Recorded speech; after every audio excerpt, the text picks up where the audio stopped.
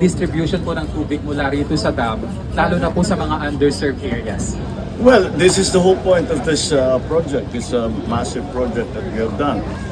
Dahil nakita natin kaagad na may mga areas na hindi talaga na nagkakaproblema sa tubig. Kaya natin tinulungan dahil itong project na ito, at saka malaking PPP project ito, kaya naman nabuo. At now I'm very happy to be able to say that yung mga ibang lugar na dati ay hindi regular ang kanilang ang kanilang supply ng tubig ay magkakaroon na ng regular na supply. And that's the important thing. That's really what this is all about. Alam naman ninyo, binubuo natin yung Department of Water Management, binubuo natin, marami tayong ginagawa sa NIA para sa water management din. At lahat ng ating private sector partners ay tumutulong para nga dito sa ating mga ginagawa. Dahil napakahalaga, napaka-importante na magandang supply natin ng tubig. At lalong-lalo na sa mga malalaking syudad, nauuna na dyan, ay siyempre yung NCR.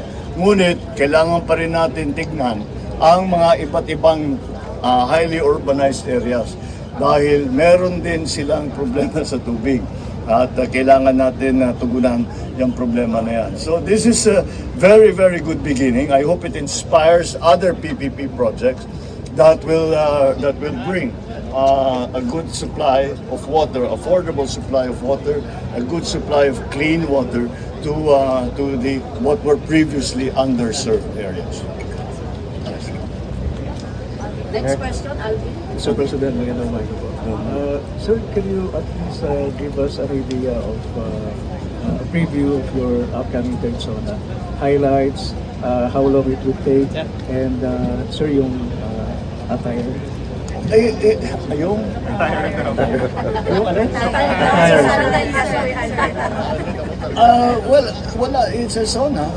Ganun pa rin, dito ibabalita ko kung ano yung mga naging progress dun sa ating mga ginagawa. Yung ating mga binigkas nung mga unang sauna, ay i-report ko. Kasi ang sauna report sa bayan yan eh. So, i-report ko kung talaga bang yung mga sinimula natin ay tuloy-tuloy at maganda pa rin ang progress at kung gaano pa katagal bago matapos yung mga malalaking project na yan. At titignan din natin, siyempre, we will also report on the state of the nation in the sense that what are the lives of our people, how are they doing? The economy, how is it doing? Criminality, how are we doing on that? How are we doing and the other problems, social problems that we're facing, such as drugs, such as the different threats that have been coming to us. Marami tayong mga issue na kailangan pag-usapan. Kaya i-report talaga sa bayan yan. And yun lamang, sa tutulan, ang pinaka-problema namin ay paano namin ipagkakasa lahat doon sa isang zona ng mga isang oras na salita. Kaya ang ginawa namin ay meron kaming ginawang brief, ganun kakapal, which is a report to the nation which goes into the detail. The detail that I cannot go into during the zona dahil masyadong mahaba. Kaya we will provide that to, of course, the media and to all our other partners, both private sector, both in the public sector, pati sa mga eskwela, lahat, para malaman ng tao kung ano yung ginagawa natin at kung yung mga pangako na ating sinabi, kung talaga nating tinutupad. And that's basically what the zona is going to look like. Next question po, Zona Youth. Sir, kagabi po, meron kayong announcement that the Philippines will host the Yes. Loss and Oh, Damage very Fund. good news yan. Oo. Sir, para po sa isang ordinaryong Pilipino, ano po ang significance niya? Okay, tama. Good question. Mahalaga ito dahil yung Loss and Damage Fund, yan ang pondo na binibigay ng mga developed countries sa mga mayayaman na bansa. Yan ang kanilang pondo na ibibigay para ayusin yung mga naging problema sa environment dahil nga sa industrialization na ginawa nila. At sinasabi nila may damage, may loss ang mga developing countries dahil sa industrialization ng mga mayayaman na bansa. Ngayon, nag-agree ang mga developed countries, kung tawagin, nag-agree ang developed countries na magbubuo sila ng pondo para mabigyan ang developing countries naman ng tulong. Dahil itong climate change na nangyari na ito ay dahil sa industrialization. At kaya naman ang sinasabi natin, ang mga halimbawa, gawin na lang natin halimbawa yung Pilipinas.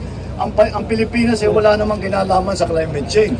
Wala tayong ginagawa, wala tayong nilalagay sa environment na sumira at nagkaroon ng global warming, nagkaroon ng mga El Nino na ganito, mga bagyo na ganito.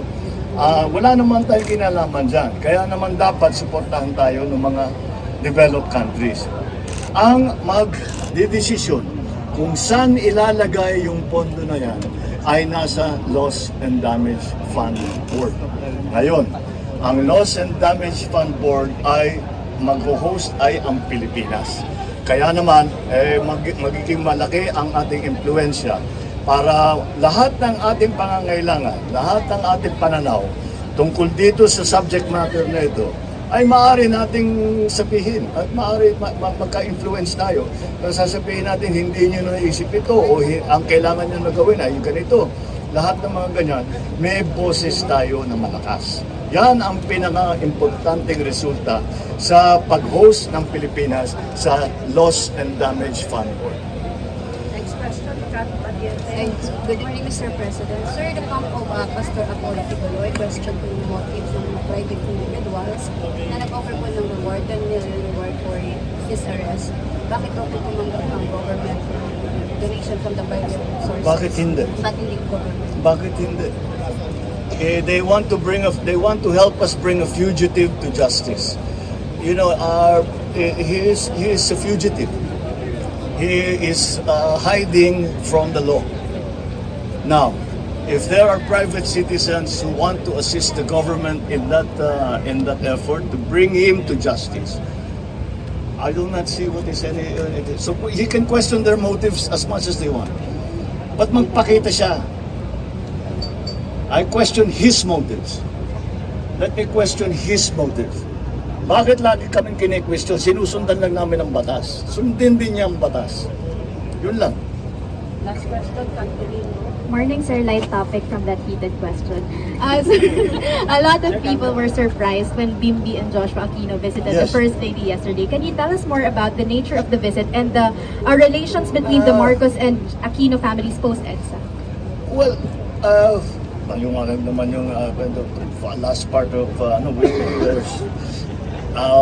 until the presidency of Noynoy, talagang we were on other sides of the political aisle. The reason na pinuntahan nila si First Lady ay simple lamang.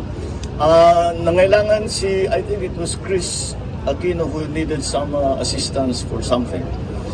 What the reports did not say is that Lisa is their aunt. Dahil ang kanyang auntie ay napangasawa si Don Pepina, the eldest brother of Cory. So they are related. Kaya't hindi naman nakakapagtaka. Kilalang kilala niya yung mga pamangkin niya very well. So they came at nagbiyahe sila. Bumalik, may dalang pasalubong. Yun lang naman. Dinala nila yung pasalubong kay First Sir, Lady. follow up, ano po yung assistance na hinihingi ni Chris Aquino from the Marcos administration? Wala nang. It's just, I think it was just to help them for their travel, for their travel arrangements. So tumulong si First Lady at yun lang, sabi ng papasalamat sila. And so I think it was a very fine gesture on the part of the Aquino family. I think it was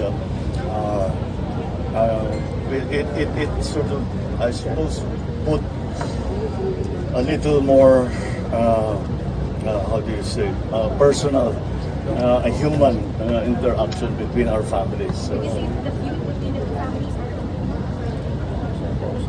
well, we've always been okay. We just don't agree politically.